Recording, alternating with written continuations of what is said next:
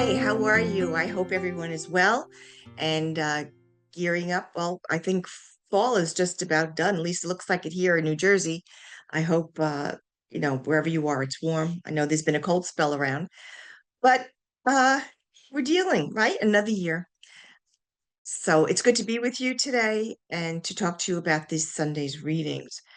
And when you first look at especially um, the gospel is, like telling us really about bad times. Could be all gloom and doom if you were, as you're reading it.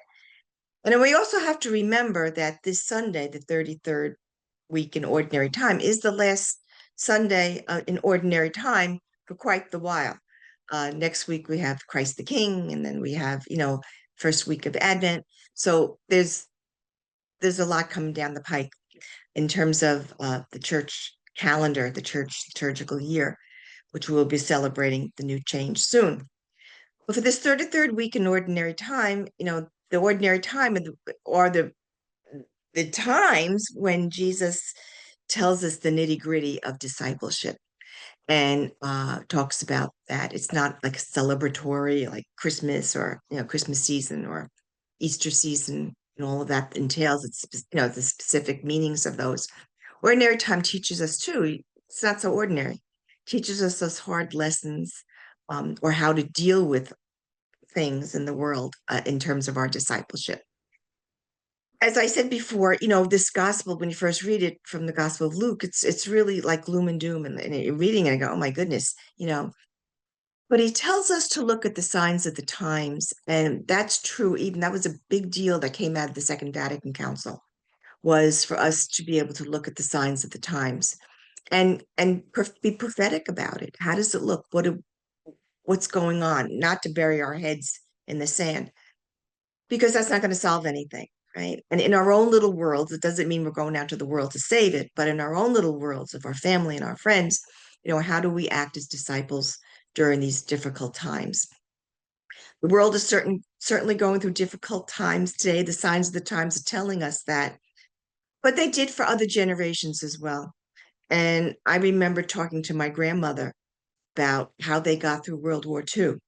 And how did she have children she'd had during the flu of 1918?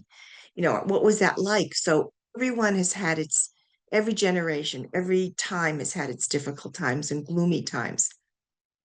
So we can sit with our grandchildren and we may want to tell those stories depending on the ages of them. They might be very curious, grandma, grandpa, what did you do during Vietnam War?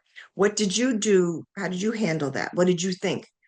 And that would be great conversations. And those are the things we want to tell them and share with them. But, like no other times are times. Even Julian of Norwich, if you ever read her story in the 1400s, how she sat and listened to people, because they're dealing with the Black Death and they're dealing with, wars and all kinds of things. That in those times, people need solace. And they need to know that God is with us. We all need to know that balances us, that makes us feel safe and secure in times of really difficult and gloom, so to speak. You're not going to escape it. None of us are escaping it. This is part of life. But what do we do with it? And it's important, not just to teach our young disciples the teachings of the church, the scriptures, that's certainly important. Part of all of that, we hope to teach them ways to deal with these issues in a spiritual way, in a prayerful way. Where is God during all this? And to reassure young people and ourselves, um, that God is with us. We can have those tendencies to say, oh my God, the world's, what's going on? I know my grandchildren who are in college, high school are very concerned because they're old enough to deal with these things. And I see that the younger ones, their little problems take place in the classroom or whatever. No matter what the age, they still need affirmation. They need to feel safe. They need to feel that I can go to my grandparent and maybe get some sense of um, comfort and promise of, this is only temporary. We we will go through it, we will get through it.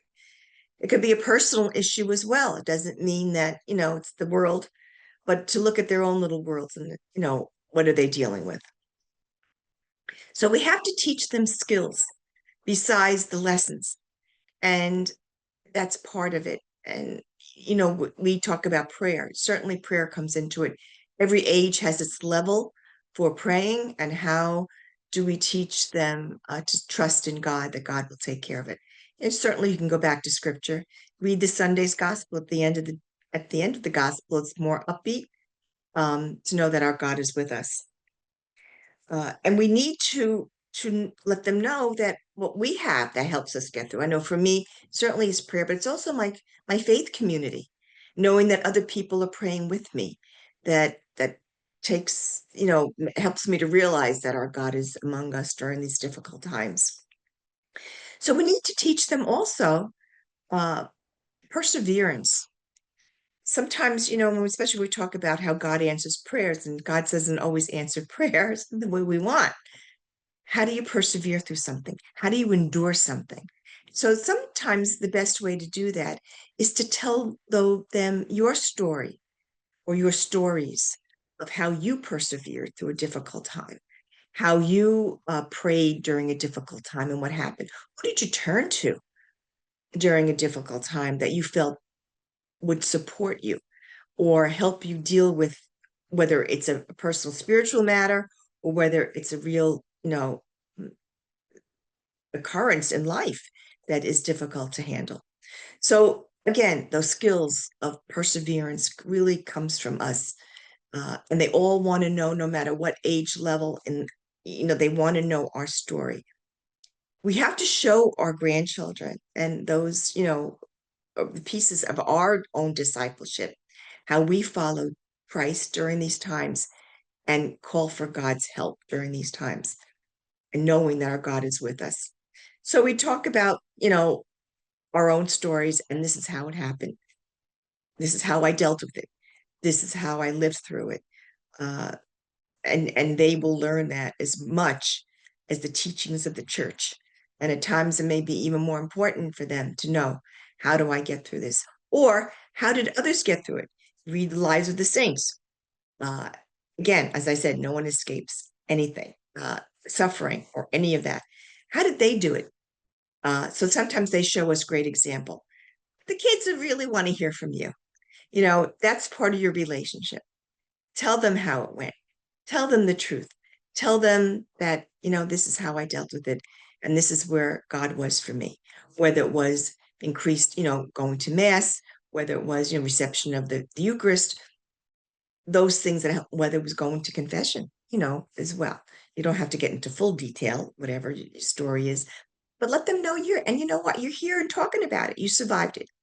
They need to know that for their own reassurance and for their own safety that they need, and also for their comfort, to know that grandma and grandpa can speak in words as well as make some soup, and the soup is important too, and the cookies are important too.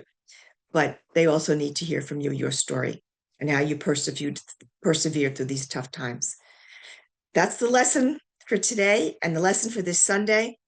I hope you have a good rest of the week, and I hope your lesson, and I will pray for you. When you're talking to your grandchildren through these things, it's not always easy, but they know you're authentic and they want to hear it because they need to have these skills in order to survive as well and to feel closer to God. Enjoy your time with them, and may you have a blessed moments with these children and young people who are part of you. Take care. God bless you.